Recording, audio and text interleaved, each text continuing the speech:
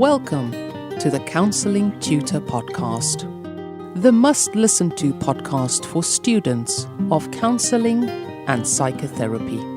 Here are your hosts, Rory Lees-Oakes and Ken Kelly.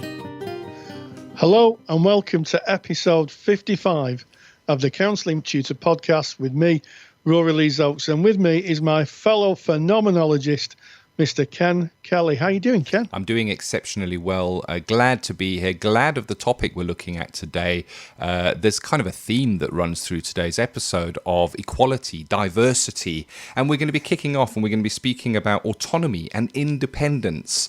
We're going to be going into theory with Rory, and you're going to be covering something very dear to my own heart because I did a course on this, as you well know, Rory.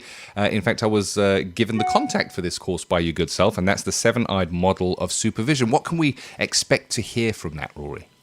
Well, I think that this is becoming something that's more taught in counselling courses so students understand the kind of supervision that they're liable to get and how it works. And I'm going to be looking at one theory. There's many theories in supervision, but quite a popular one, and it's called the seven-eyed model by Shohet and Hawkins, and it's one that's taught to supervisors, and I think it's a really easy model for students to understand. And if you know the model, it's easier to kind of engage with your supervisor and have a more kind of constructive and collegial relationship, I think.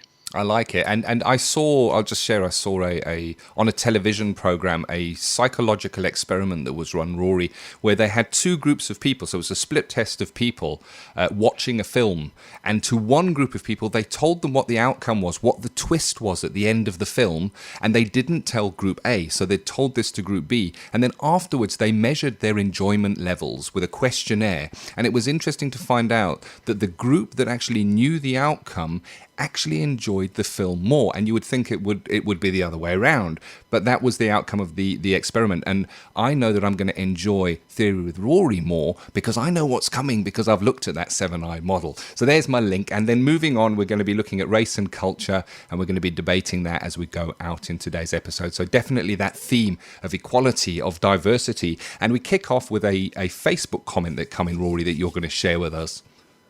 Yeah, so we thank Kari Bragg, who's one of our Facebook members. And if you're thinking, well, what's Rory talking about, Facebook members? Where do I find this Facebook group? Well, if you go to Facebook and just type in Counselling Tutor, remember there's two L's in counselling. We spell it the English, UK, British way. If you type that in, you'll find our Facebook group. Just knock on the door and we'll let you in. And you can join 13,000 probably by the time this goes out. Other members who are interested in the world of counselling and psychotherapy. We have students, we have tutors who pop in and post, and we also have a lot of qualified pracs who come in and just share their practice experience. It's just a fantastic place to hang out. So she writes, "Hi guys, I've just started my intro into counselling and psychotherapy course, and I have a question." Well, fire away, Kari. "I personally value my autonomy and independence very much. That being said, how would you say would be the best way to counsel a woman who comes from a culture where the autonomy and independence of women is not valued, without my own values and biases coming out in that situation?" And then she goes on to say, "P.S. I'm also a woman. Thank you." So, yeah, it's very interesting, isn't it? Because I think through our counselling journey, we're going to meet individuals who come from very different perspectives on what is equality. And I'm not going to speak about being a woman because clearly I'm not a woman, but I can clearly see Kari's concern that seeing a woman seeing a woman who's a client who may not have the same autonomy. I'm kind of guessing that she doesn't want to kind of collude with that. It's a bit of a guess on my part. It's a tricky situation to be in as a therapist. My view is that you can't change the world as a therapist. What you can do is by modelling who you are, clients may very well decide that they want to change who they are, if that makes sense. It does. And I think that the tricky part of it is that the reality is that in some cultures, it might not be, a woman might not be able to exercise her full autonomy within the culture she resides in. 100%. What I really like, I think this is such an informed question, I really do.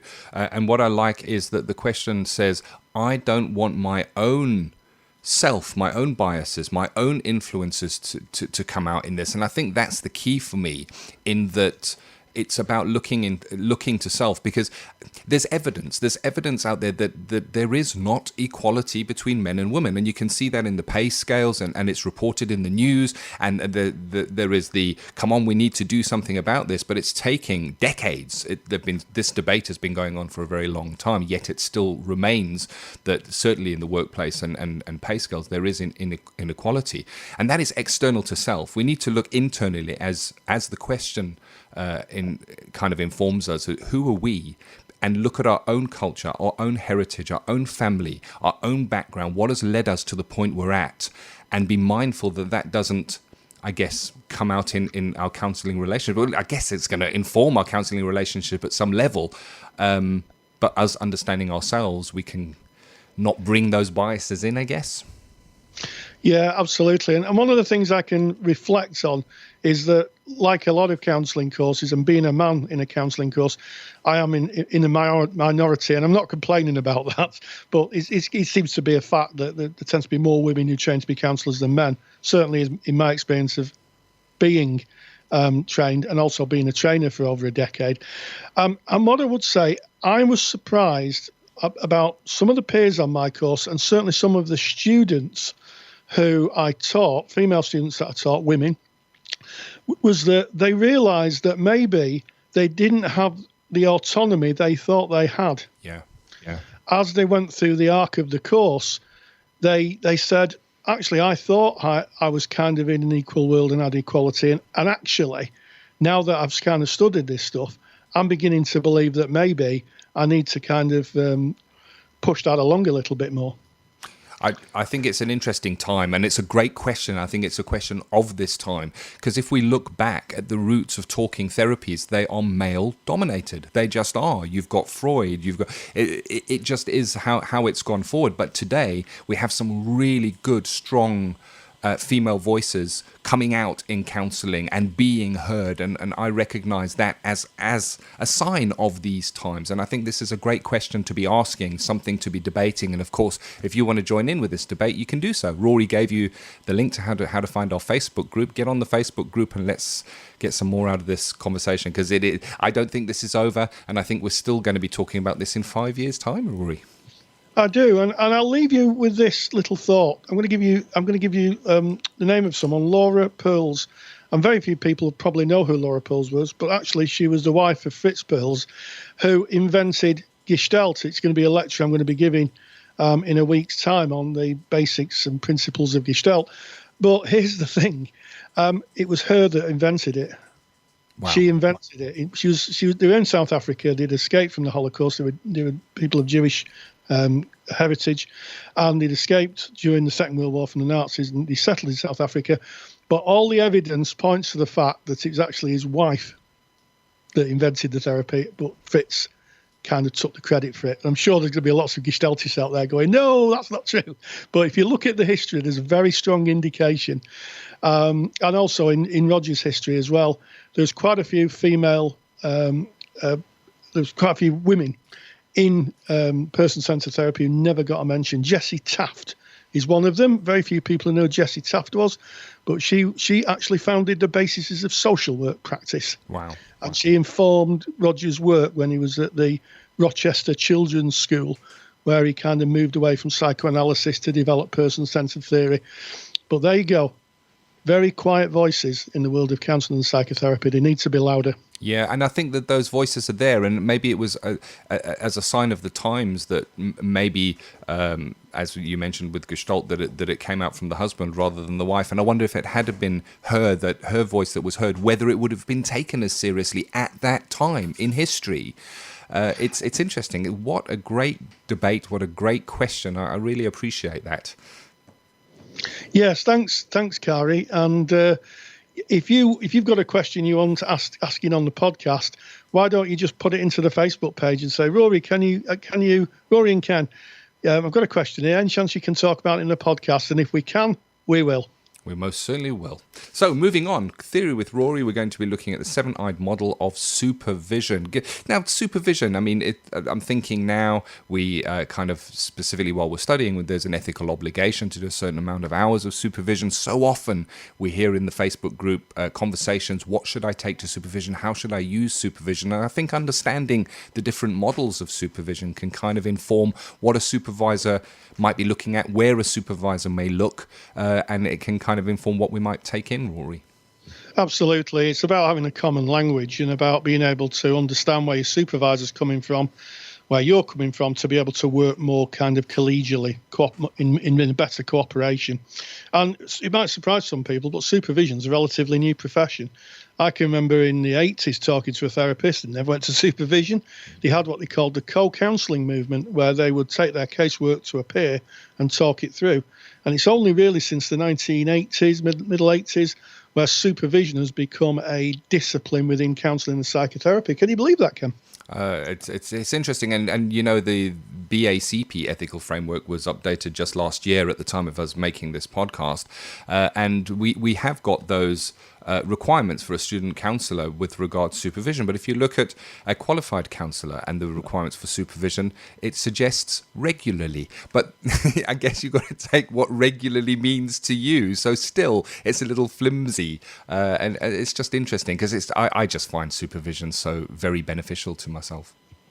Yeah, it's super important, and you know, I've had supervision. I've had multiple supervisions in a month because I had an issue that I needed to talk through. It is tricky because, of course, for a lot of people, you have to pay for it. But yeah, you can't underestimate supervision. And I gave a lecture on this recently in the CSR, the Counselling Study Resource, where I talked about supervision, and I just gave it really, really in depth for those students who are just starting on their journeys. And it was quite well attended, I think, Ken. It was indeed, as I'm sure this podcast and this Theory with Rory will be well downloaded because it is an interesting topic. So without any further ado, it is Theory with Rory. Counselling Theory with Rory Lees-Oakes. Ask any student of counselling and psychotherapy the importance of supervision, and they will tell you it's an ethical requirement that offers protection to the client, is also asked of awarding bodies, and it's a activity that they have to engage in through the arc of training and well into their professional lives. In other words, supervision is a part of counselling and psychotherapy in general. But ask them what models their supervisor uses, and you may get a different answer. And the reason for this is, generally speaking, supervision models are not taught in a lot of level 4 and level 5 courses. And the reason for that is the syllabus asks students to learn about the models of counselling and psychotherapy, not particularly about them being trained as supervisors. So I'm going to talk a little bit about one model that is used a lot. I use it in my practice a lot, and it's by Peter Hawkins and Robin Shohet, called the seven-eyed model of supervision. And Shohet and Hawkins are famous for another reason. In 2006, they wrote a best-selling book called Supervision in the Helping Professions. And that book is really a standard book for supervisors the world over. I know I've got a copy. I know Ken's got a copy in his bookshelf. And everybody who I know who supervises has a copy of it. It's such a popular book. And the model I'm going to talk to you about is actually used not only in the world of counselling and psychotherapy, it's used in things like support work and also in social work and coaching. So the seven-eyed model is widely used in a number of different helping professions. And indeed, the book, Supervision in the Helping Professions, gives you a clue that the model really wasn't designed just for counselling and psychotherapy. So, as the model suggested, there's 7 eyes. And the way to think about this is 7 ways of looking at the client presentation, the supervisory relationship, and indeed how the supervisee is working with the client. So I'm going to give you a little overview of those models, and maybe you can recognise your supervisor using it in their practice. So the first I is called the focus on the client, and basically it's the supervisor asking the supervisee about the client. And the reason this process is undertaken is quite simply to highlight the fact that they're bringing a real person to supervision. They're bringing people's material, their lives to supervision, and that it should be dealt with in a way that doesn't see the client as a set of problems or maybe a set of processes or a set of interventions. It acknowledges right from the beginning that you're dealing with a real person and a real person's life. Now, in I2 of the seven-eyed model, we talk about the focus of intervention. Now, a lot of you who'll be listening will be person-centered therapists, and you'll say, well, I don't do any interventions. I'm a person-centered therapist. And my response to that is yes and no. And the reason for the no is that anything that you do where you're working with the client, asking a question, maybe a little bit of challenge, could be supporting or giving some information, is classed as an intervention. So it's the focus on the intervention, and there's different interventions in different therapies. So if we're looking at transactional analysis, they'd also be talking about ego states, script matrix, that type of thing. And in CBT, it would be action, belief and consequence, and maybe looking at beliefs generated from activated events or faulty thinking. So in this I2, the idea is the supervisor is listening for the kind of interventions the supervisee is using and trying to get a sense of why they're being used, what's the motivation. And also it can be a time where both the supervisor and the supervisee brainstorm, have a think about different alternatives. It's well worth remembering that, like the ballroom dancer, the supervisor has kind of been on this journey a little longer, knows a little bit more client hours under the belt. So at this point, the supervisees kind of drawing from their experience. But be aware, this isn't about the supervisor saying, this is what you must do. This is around suggestions and a mutual understanding. Now, in I3 of the model, the focus is on the client-supervisee relationship. So as a supervisor, this is a little bit like me being a therapeutic CCTV camera in the room. Although I'm not present when the client and my supervisee are practicing, what I'm trying to get a sense of is what the relationship is like. And I'm trying to get the perspectives of both the client and the supervisee. And I'm interested in the relationship, the therapeutic relationship that's being formed between these two individuals. Sometimes I'll ask a supervisee for a metaphor or a word that sums up the relationship. This gives me a clue to where the relationship is and gives rise for further exploration. So I'll ask a supervisee, think of something that signifies a relationship. You might say a rock. And I might go on and say, tell me a little bit what a rock means to you. It's a good way of exploring. There's also another space that we need to investigate. And that, of course, is my favourite, which is transference and counter-transference. Now, in this eye of the model, I'm looking for any kind of issues on transference. And I'm also interested in getting a real sense from my supervisee of how they are in the relationship. So there are some questions to ask. And anybody who's been a supervisee of mine or a student of mine will recognise this question. I usually say to my supervisees, if you're on a train with this client, if you're travelling from London to Manchester, tell me, and the train wasn't going to stop and you were the only people on the train, would you choose to sit next to the client? And by the reaction of the supervisee, that can open up a whole kind of line of exploration. I get a client who says, a supervisee who says, oh yes, I'd love to sit next to this person. I'm interested in why that is and any transferences. So, do they remind the supervisee of anyone? What is the relationship that's being built up between the supervisee and the client?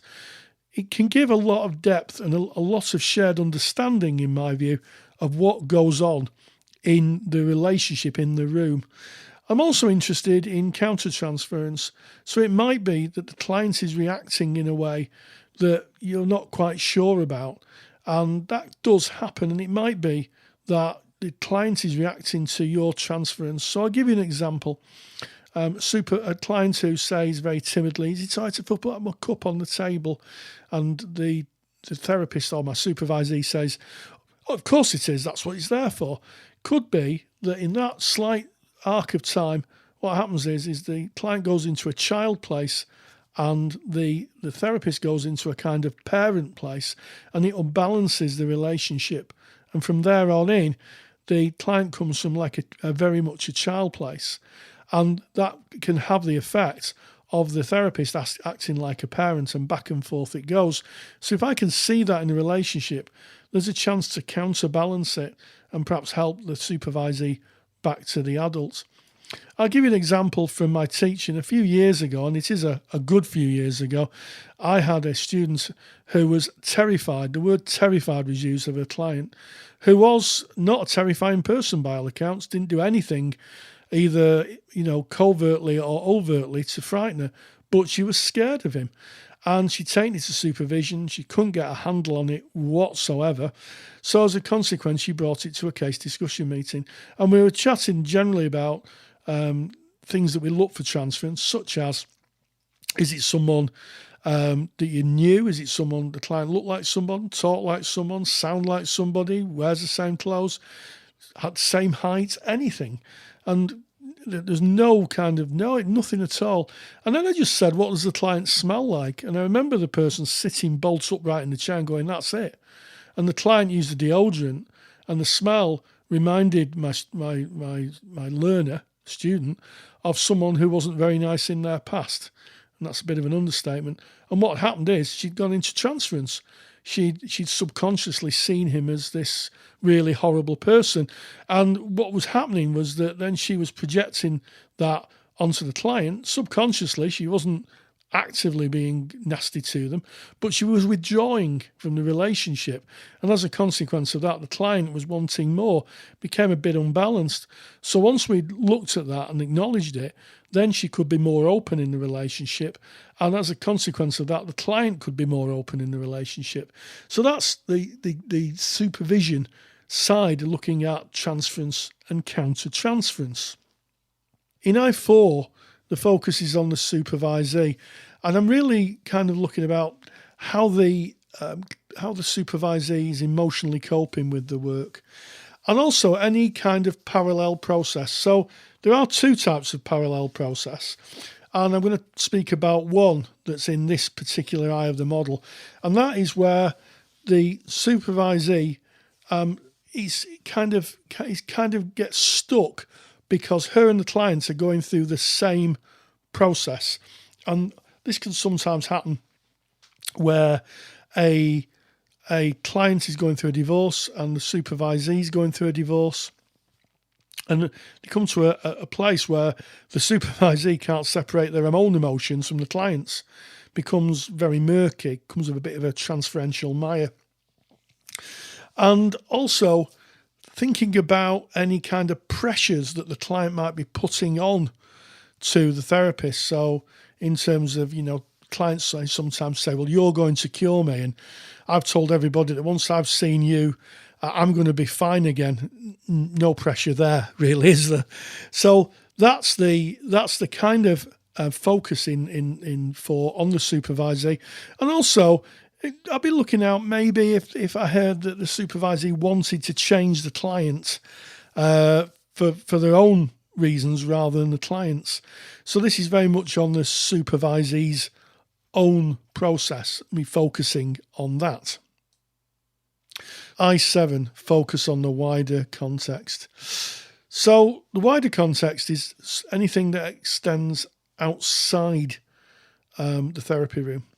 And I'll just give you a bit of a list. So in terms of counsellors and supervisees and supervisors, that's going to be ethics, the law, policies and procedures of organisations, be that the supervisee's organisation, their placement, or the supervisor's organisation. Yeah. So wider context. It's also going to be things like the modality of therapy that a supervisee practices. There may be a recognition that another form of therapy may be better, and we have to see that in a wider context. But also the client's surrounded by a wider context. And those things can be culture, where people live, ability. Is someone a wheelchair user? Is someone got a disability? Is someone's first language not English? That's a wider context. How about culture? People come from different cultures and have different experiences. That's a wider context. And part of the context of supervision is recognising that, and also biases that can exist, and being thoughtful to kind of point the supervisee in a direction where I say, well, maybe what's happening to the client is that because of what's happening in the wider context. I'll give you an example. A good example is a client who continues to DNA but wants to come back. And it might be that someone's on benefits and can't afford the bus fare that week to go to the centre. That's a wider context. So those are the things that have to be explored. And it might be the supervisor gets frustrated. We never turn up. I'm waiting for them. They never turn up. But the wider context is, after a little exploration, is that they just can't afford the bus fare. And I've known that happen a few times when I was a student. So I hope that's been a useful exploration of the seven-eyed model. And now that you've got a kind of overview of it, maybe you've got the steps of the dancing that you and your supervisor do. Thank you very much, Rory. It's just so interesting just to hear that again. And as you well know, I'm a supervisor, as you are a supervisor, Rory, and my training was in the seven-eyed model. But it's just good to revisit it from time to time. And it's amazing all the different domains, the different areas that we look at in the supervision process, and what we can be aware of when we take our own practice to supervision, what areas we can be looking at there. And of course, if you want to get Rory's handout, which overviews, I guess, not overlays, overviews the seven-eyed model of supervision. You can get that by going to counsellingtutor.com, 2 L's in counselling. That's our mother website. Click on the podcasts tab, go to episode number 55, and all the show notes are there, and the download is right there. You just pop in your email address and it'll be sent right through to you. If you are a member of the Handouts Vault, which is part of the Counselling Study resource, you can just pop into the Handouts Vault, and that has already been added for you in the Handouts Vault. So, moving from theory back to equality and diversity, and we're going to be speaking about race and culture, Rory. Well, we're very grateful to Julie Jackson, and Julie has posted on our Facebook page, "Hi, does anyone know of any good books or resources out there about diversity and cultural heritage?" Well, yeah, a good resource is the Counselling Tutor Podcast, because we're going to look at that today. We're going to talk about race and culture. And I'll ask you a question out there. Ken knows the answer to this, but if I ask you a question out there, what is race? Just take a few moments to have a think about the word race. And it's interesting because race actually comes from the French word family. Did you know that, Ken? I didn't, no. No, it comes from the word family, which means a grouping of people. And it's an artificially constructed idea done by kind of the Europeans in the 17th and 18th century, and it was a taxonomy. And if you want to know what a taxonomy is, if you go to your local museum, you will find lots of kind of artifacts in shelves, and those are put in taxonomies. They're kind of put in chapters, like a book. So you can say, this is this, this is this, this is that. And bearing in mind, that's how originally in the history, certainly in European history, people were classified by what they look like, their skin colour. And one of the people who did this was someone called Johann Friedrich Blumenbach.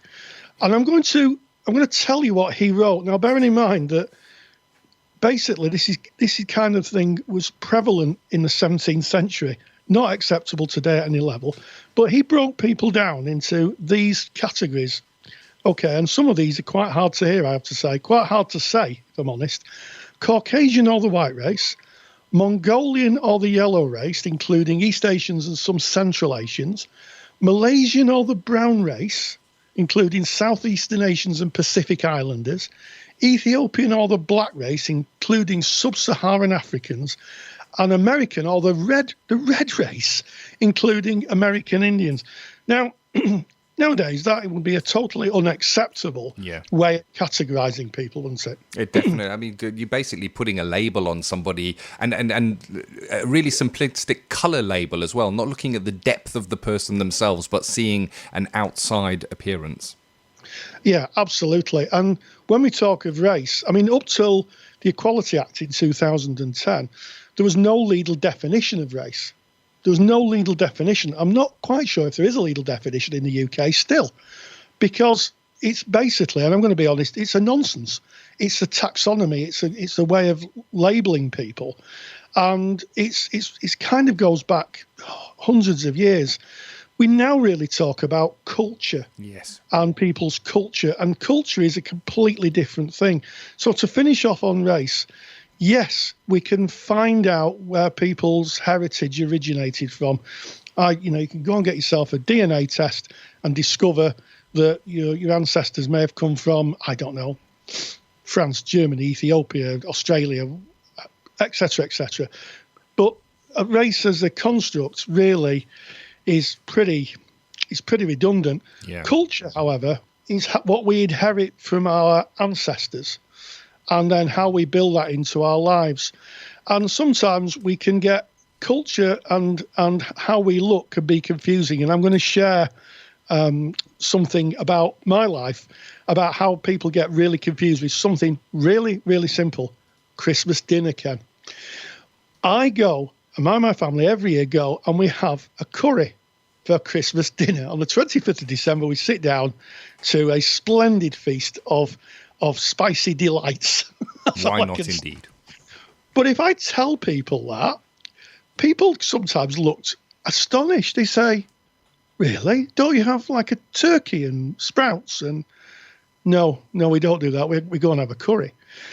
And that's culture. That's our family's culture. Yeah, our family's culture. And culture can have many aspects. It can be our faith position. It could be the way we live our lives.